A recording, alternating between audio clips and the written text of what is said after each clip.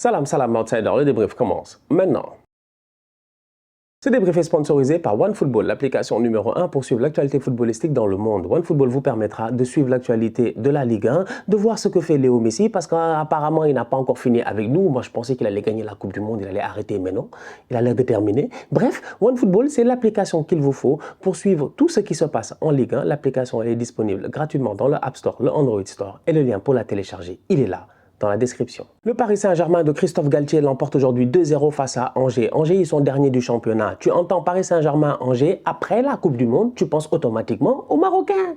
Tu penses aux Marocains, tu penses aux bandits de Darbeïda, aux gladiateurs du désert, franchement, aux rebelles de Ouarzazate, c'est-à-dire les boys là marocains qui sont venus et qui nous ont traumatisés le mois passé. On ne s'y attendait pas, ils ont atteint la demi-finale. Et parmi cet effectif-là, il y avait 2 joueurs de Angers qui est dernier du championnat de Ligue 1.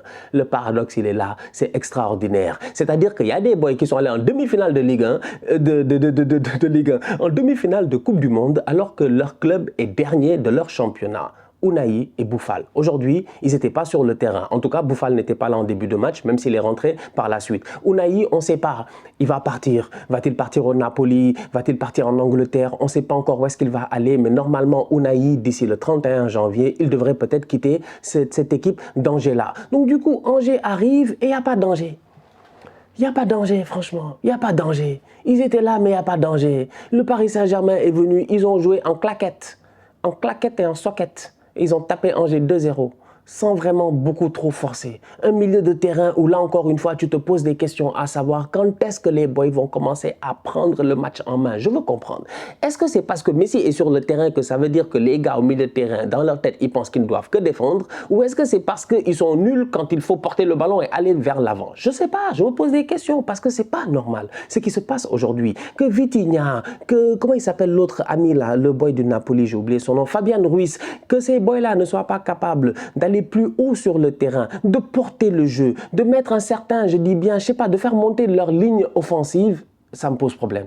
Que Neymar dézone aussi bas sur le terrain pour venir chercher le ballon et essayer de créer le jeu, ça me pose problème. Que Léo Messi fasse la même chose, ça me pose problème. Mais à la fin de la journée, comme je dis, Paris Saint-Germain, Angers, victoire 2-0, il n'y a pas eu de danger. Ils sont venus, ils ont joué tranquillement et ils ont gagné parce qu'ils ont Léo Messi qui est trop fort. Il est trop fort. Il est trop fort. Le Real n'a pas fait un bon match aujourd'hui. Ceux qui ont eu l'occasion de voir le débrief ou qui ont eu l'occasion de le voir verront ce que j'ai eu à dire là-dedans. Paris, pour moi, c'est la même chose. Sauf que les enjeux sont juste différents. Là, c'était un match de championnat. Là, c'était un match de Supercoupe d'Espagne. Mais là, tu vois qu'en championnat, ils sont capables, je dis bien, de gagner sans aucun souci. Défensivement parlant, tu vois qu'il y a eu quelques efforts. Ça va beaucoup mieux. Marquinhos, ces derniers temps, depuis le retour de la Coupe du Monde, ça avait l'air compliqué. Mais là, aujourd'hui, c'était beaucoup mieux. Sergio Ramos, c'était beaucoup mieux. Danilo, c'était intéressant. Franchement, à chaque fois qu'il joue en défense centrale, je le trouve très, très intéressant. Le problème, il est simple, c'est qu'en face, tu as Angers. Il n'y a pas d'Angers. En fait, je veux savoir. Tu as Angers, il n'y a pas d'attaquant, franchement. Il y a le boy Sima, il est là-bas, ça a été difficile pour lui. Il y a une volée, il doit la cadrer, il la fout, je dis bien, là-bas, porte de la Chapelle. Donc la vérité, elle est là. La question à se poser, c'est de savoir, est-ce que ce PSG-là sera prêt pour le Bayern? À mon humble avis, oui. Tout simplement. Pourquoi? Parce qu'ils ont Messi. Messi de Vitry. Ils ont Messi de Vitry. C'est Messi de Vitry sur scène. Franchement, un Messi qui... Il revient de la Coupe du Monde, premier match, première occasion, c'est lui, il crée taf, taf, taf, il ouvre là-bas. Mukiele a été excellent d'ailleurs sur le côté droit aujourd'hui. Franchement, top performance de la part de Mukiele. Il a été très, très intéressant. Il a été vraiment très, très bon, le Mukiele aujourd'hui. Surtout offensivement, il donne à Mukiele la passe décisive est parfaite pour Ekitike. Ekitike, pas de problème. Franchement, il est venu lui aussi claquer son but et ça fait du bien parce que ces derniers temps, il a eu beaucoup de temps de jeu.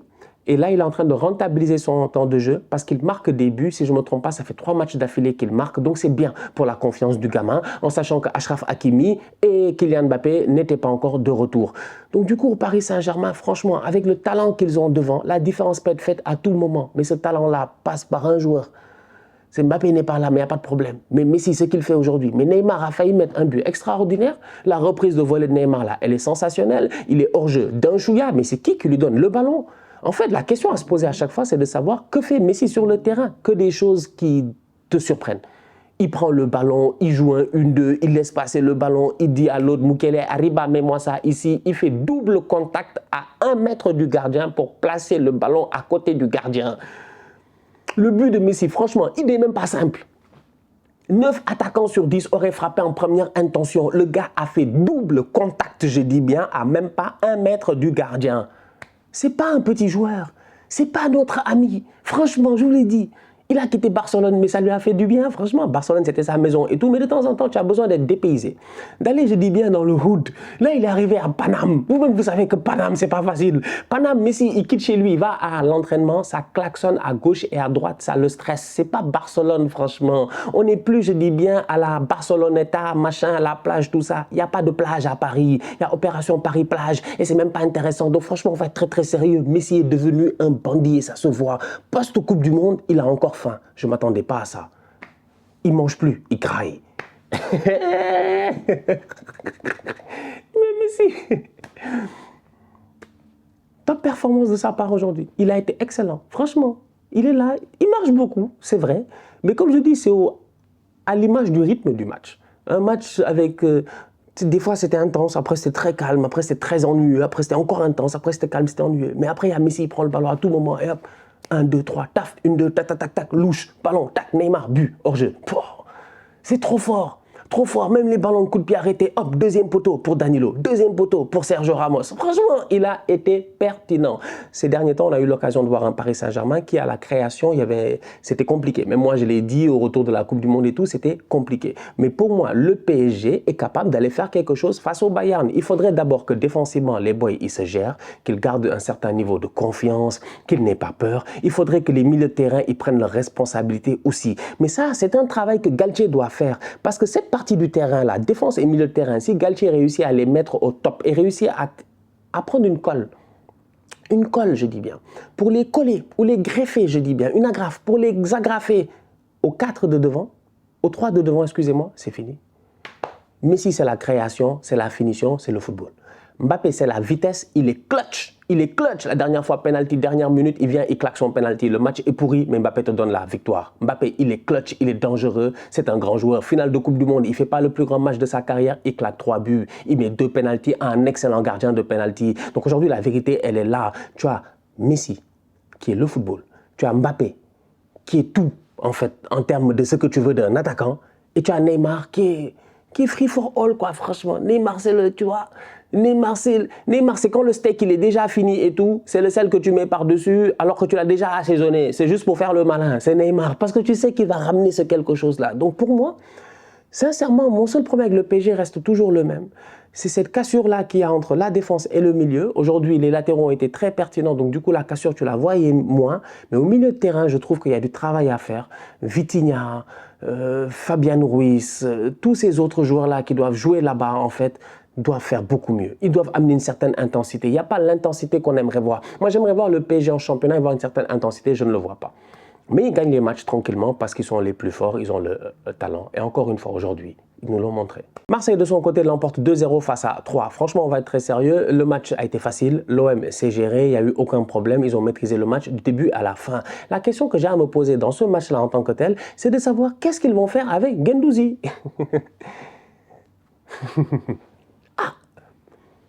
Si Aston Villa est prêt à mettre 40 millions sur Guendouzi, moi je suis Marseille, je vois. Franchement, tu ne joues pas de Coupe d'Europe. Là, tu as le championnat à jouer pour te qualifier en Ligue des Champions. Normalement, tu dois être capable de te qualifier en Ligue des Champions avec ou sans un Guendouzi. Donc aujourd'hui, la vérité, elle est là. Tu allais acheter Malinovski, qui est un joueur qui offensivement va peut-être t'apporter quelque chose, qui d'un autre côté aussi va peut-être même booster l'ego des autres joueurs qui sont là, qui ne performent pas au niveau auquel on s'attend à ce qu'ils performent, les Bambadjiens, tout ça.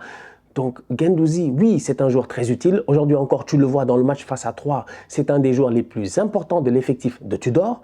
Mais sincèrement, entre vous et moi, 40 millions, je veux dire, ils ont dit 30. Pousse à 40. Pousse même à 45 avec les bonus et tout. C'est des Anglais, c'est Aston Villa, ils sont capables de payer. Ils sont allés chercher Unai Emery pour 6 millions d'euros. Ils ont acheté un coach à 6 millions. Donc franchement, acheter un bon joueur qui est jeune, qui connaît le championnat d'Angleterre, qui a eu l'occasion de jouer avec Emery à Arsenal, qui a galéré à cause de son comportement avec Arteta et tout, mais qui a explosé à Marseille jusqu'à arriver en équipe de France. Pour moi, sincèrement, c'est un bon deal. À mon humble avis, l'OM pourrait vendre. L'OM pourrait vendre. Maintenant, la question à se poser, c'est de savoir qu'est-ce que tu vas faire avec cet argent-là.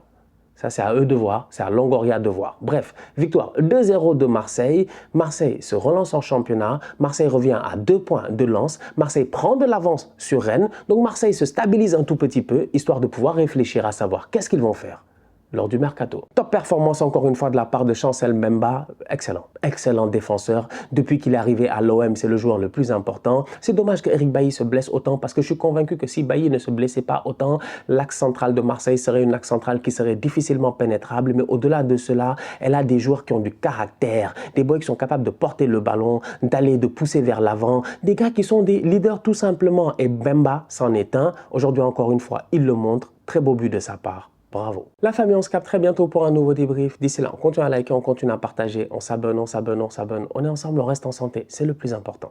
Tous outsiders.